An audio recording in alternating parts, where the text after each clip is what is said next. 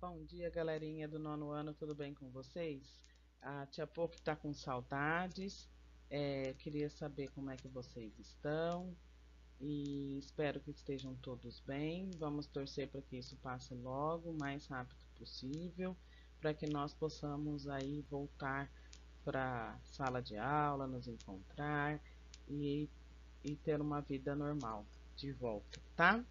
Eu coloquei aqui meu e-mail à disposição, então para vocês tirarem as dúvidas, manda um e-mail para a Tia Pouque que eu respondo, tá? Vai ser um elo de comunicação entre professor e aluno. Montei aqui uma aulinha sobre a Europa, os seus aspectos naturais. Então, o que eu coloquei aqui? Coloquei as coisas básicas para a gente saber sobre a Europa.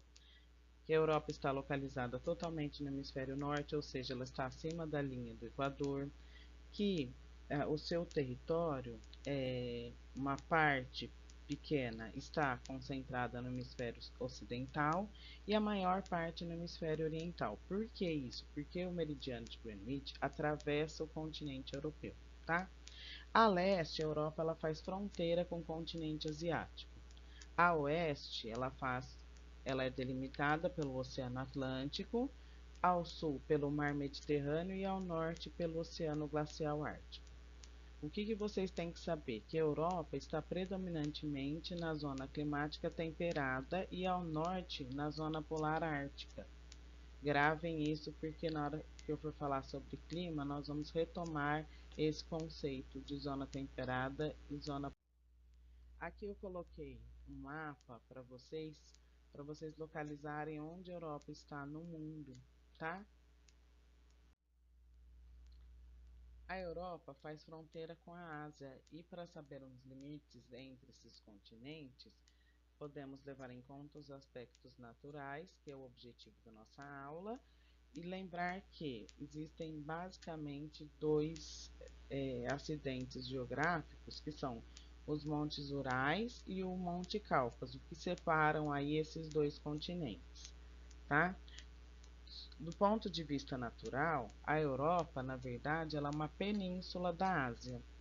Então, por que ela é uma península? Porque a Europa está conectada ao continente asiático, como se fosse um braço, e as suas demais áreas está circundada pelos mares, enfim, pelo oceano, tá?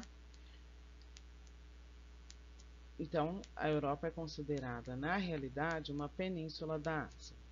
O limite, né, entre esses dois continentes, que nós podemos também adicionar aqui, sob o ponto de vista histórico, e isso faz com que nós consigamos visualizar a diferença entre os dois continentes. Por quê? Porque eles têm história diferente, processo de ocupação diferente, foram ocupados por povos diferentes, com culturas distintas.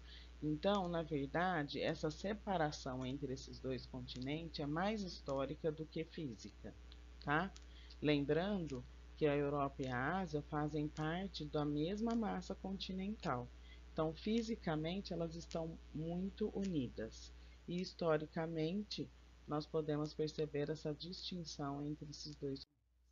Tá? Coloquei um mapa aqui para vocês perceberem que realmente ela é uma península da Ásia. A Europa, né, como nós vimos no mapa acima, é um braço desse continente asiático. O continente europeu também ele é formado por várias penínsulas e ilhas, além do próprio continente, porque ele apresenta reentrâncias, ou seja, é um continente muito recortado e pequeno. O relevo da Europa é bem complexo, por quê? Porque ele apresenta desde cadeias montanhosas, planícies e planaltos. Eu destaquei aqui algumas cadeias, como os Alpes, Apeninos, Cárpatos e os montes escandinavos, para vocês terem uma noção mais ou menos onde eles ficam localizados no mapa a seguir. As áreas de planície na Europa são as áreas de mais fácil ocupação pelos seres humanos. Então, ali se desenvolve diferentes atividades, desde a atividade ligada à agricultura ao processo de ocupação humana e também no aproveitamento dos rios na Europa, tá? O Planalto, né, nós podemos aí destacar as mesetas central ibérica, porque o Planalto ele não tem um formato contínuo, ele é descontínuo no território.